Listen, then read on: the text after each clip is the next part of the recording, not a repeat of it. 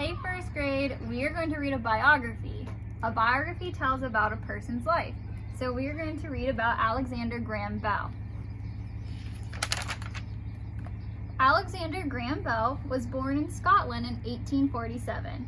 His father was a famous teacher who taught people how to speak well. So here's a picture of Scotland.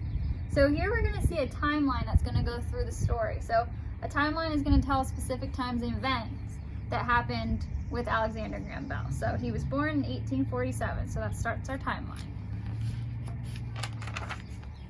Alexander's mother was deaf.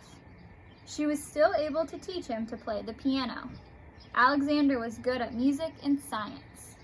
So deaf means that she couldn't hear. So here's the Bell family. Alexander is on the left. Alexander was interested in sound. He also liked to invent things. He built a machine that could speak. He also tried to make his dog talk.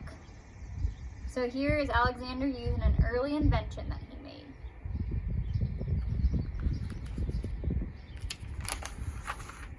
In 1871, Alexander moved to Boston. During the day, he taught deaf students how to speak. At night, he did experiments with sound. So here we can see on the timeline in 1871, he teaches deaf students in Boston. So here's a classroom at a school for the deaf.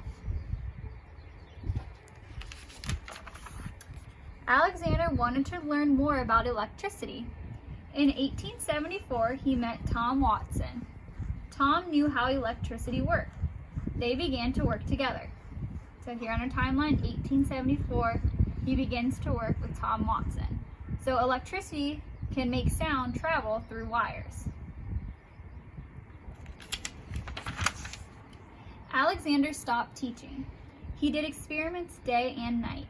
He and Tom wanted to invent a machine that could send voices from one place to another. So what do you think that would be if you're sending voices through something? So it would be a telephone. So a model of Bell's first telephone that he made.